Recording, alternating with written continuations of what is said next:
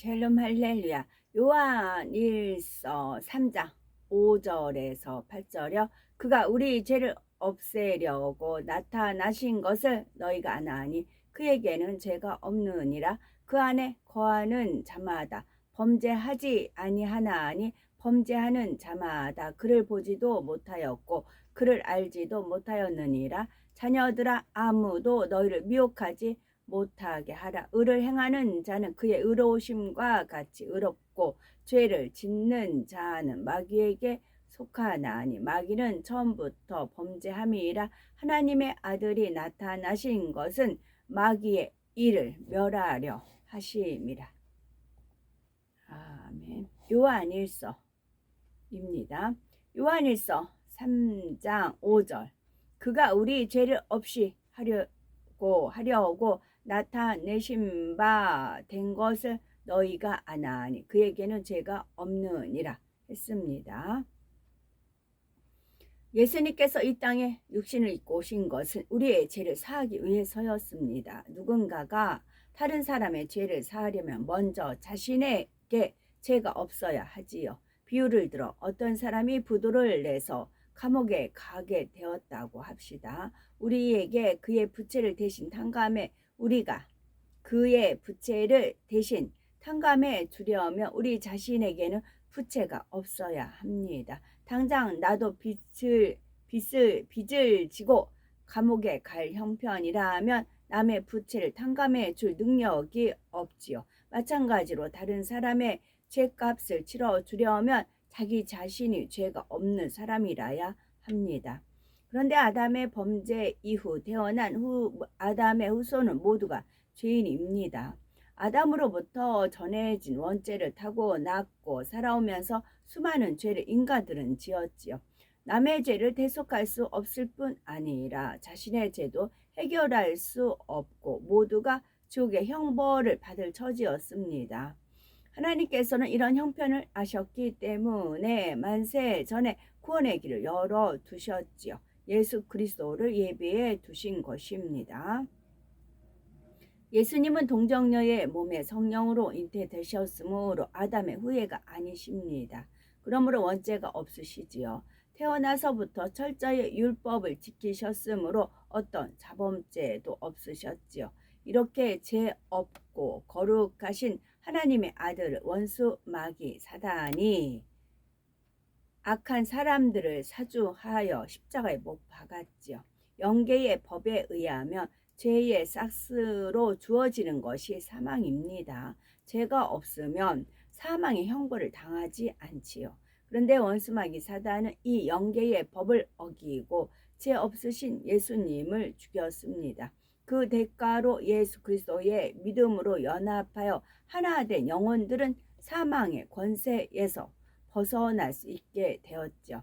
그러나 이런 섭리를 듣고 구원의 도를 지식적으로 안다고 해서 또 입술로 믿습니다 고백한다고 해서 그것만으로 주님과 연합하는 것은 아닙니다. 정말 주님을 믿고 구원을 받았다면 행함으로 그 증거를 보여야 하지요. 예수님께서 내 죄 때문에 죽으셨음을 믿는다면 더 이상 죄를 짓지 말아야 하지요. 비유를 하나 들어보면 홀 어머니가 키우는 어린 아들이 있었습니다. 이 아들이 나쁜 친구들과 사귀게 되어서 과자나 장난감 같은 것을 종종 훔치곤 했는데 결국 현장에서 붙잡혔지요. 가게 주인의 성격은 아주 불같아서 그동안 물건이 자꾸 없어지더니 바로 네 짓이구나 하고 아이를 마구 때리기 시작했지요. 이 사실을 알고 달려온 어머니는 주인에게 아무리 사정을 해도 소용이 없자 아이를 꼭 감싸 안고 대신 매를 맞습니다. 경찰서에 끌려간다고 위협하는 주인에게 경찰서에 끌고 간다고 위협하는 주인에게 어머니가 무릎 꿇고 빌면서 없어진 물건값을 다 보상하겠다고 약속하여 간신히 풀려날 수 있었지요. 온몸에 멍들고 상처난 어머니는 아무 말 없이 아이를 데리고 돌아왔습니다. 아이는 가슴 졸이며 어머니의 책망을 기다렸지만 어머니는 아무 말 없이 따뜻한 저녁상을 차려주었지요. 그 밤에 아이는 자는 척을 하면서 밤새 어머니가 소리 죽여 흐느끼는 소리를 들었지요. 이 아이가 어머니를 사랑한다면 다시는 도둑질을 하지 못할 것입니다. 나를 키우기 위해 늘 고생하시는 어머니가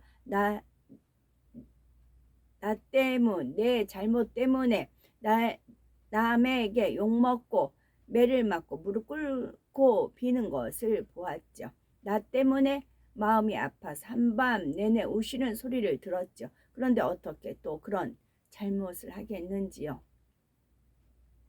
제 잘못 때문에 그런 일을 당하시게 해서 너무 죄송합니다. 고백하며 어머니 감사합니다. 사랑합니다. 해놓고 돌아서서 다시 도둑질을 할 수 있겠는지요. 그런 일을 겪고도 아들이 다시 도둑질을 하여 거듭거듭 어머니를 욕되게 하면 어머니는 아마 살 소망이 없어질 것입니다. 아무리 철없는 어린 아이라도 그럴 수는 없죠. 그런데 어린 아이도 아니고 사람의 도리를 알만한 어른들 중에도 이렇게 거듭거듭 죄를 짓는 경우가 있습니다. 예수님께서 내 죄 때문에 십자가에 달려 모진 고난을 당하셨습니다. 물과 피를 쏟고 죽으셨습니다 하면서 눈물도 흘리고 감사의 기도도 올립니다. 그래 놓고 세상에 나가면 다시 예전처럼 죄 가운데 사는 것입니다. 이것은 믿음이 아닙니다. 믿음이 있다면 죄에서 떠나야 하지요. 적어도 행함으로 짓는 육체의 일은 그쳐야 합니다. 그렇지 않고 계속 죄 가운데 살면 내 죄를 대신 지고 죽으신 주님을 사랑한다는 증거가 어디 있겠는지요. 오히려 주님의 십자가를 욕되게 하는 것뿐입니다. 물론 아직 진리를 모르고 믿음이 적은 믿음의 1단계나 2단계에서는 육체의 일이 아직 남아 있습니다. 죄를 버리려고 싸우면서도 다시 행하게 되는 경우가 종종 있지요. 그러나 아직 죄악을 다 버리지는 못했다 해도 어찌하든 버리려고 노력해 나가는 과정에 있다면 하나님께서는 그것을 믿음으로 인정해 주시는 것입니다. 그러나 오랜 세월이 지나도 여전히 1, 2단계에 머물러 변화가 없다면 이는 믿음이 있다고 할 수가 없습니다. 또한 믿음의 3단계에 들어가 진리도 알고 은혜도 체험한 사람이 욕심과 정욕을 따라 짐짓 범죄한다면 이런 사람도 믿음이 있다 할 수가 없지요. 6절에는 그 안에 거하는 자마다 범죄하지 아니하나니 범죄하는 자마다 그를 알지도 못하였고 그를 알지도 못하였느니라 했습니다. 주를 믿고 그 은혜 가운데 거한다 하면서 범죄한다면 그가 주를 믿는다는 말은 거짓말이라 성경은 말씀하고 있죠. 마태복음 7장 21절에서 24절에 나더러 주여 주여 하는 자마다 천국에 다 들어갈 것이 아니요 다만 하늘에 계신 내 아버지의 뜻대로 행하는 자라에 들어가리라. 그날에 많은 사람이 나더러 이르되 주여 주여 우리가 주의 이름으로 선지자 노릇하며 주의 이름으로 귀신을 쫓아내며 주의 이름으로 많은 권능을 행치 아니하였나이까 하리니 그때에 내가 저희에게 밝히 말하되 내가 너희를 도무지 알지 못하니 불법을 행하는 자들아 내게서 떠나가라 하리라 하셨지요. 아무리 주를 믿는다고 고백하고 교회에서 여러 가지 직분까지 맡았다 해도 불법을 행하는 사람은 주님과 상관이 없다는 말씀입니다. 만에 하나라도 우리가 심판대 앞에 섰을 때 주님께서 나는 너를 모른다 하신다면 얼마나 참혹한 일인지요. 그제야 후회를 해도 아무 소용이 없습니다. 우리를 위해 고난 당하신 주님의 은혜를 가슴 깊이 새기며 항상 빛 가운데 거해야 되겠지요. 그래서 장차 하나님의 심판대 앞에서 설 때 두려움과 떨림으로가 아니라 담대함과 기쁨으로 설 수 있는 우리가 되어야 되겠죠. 아멘.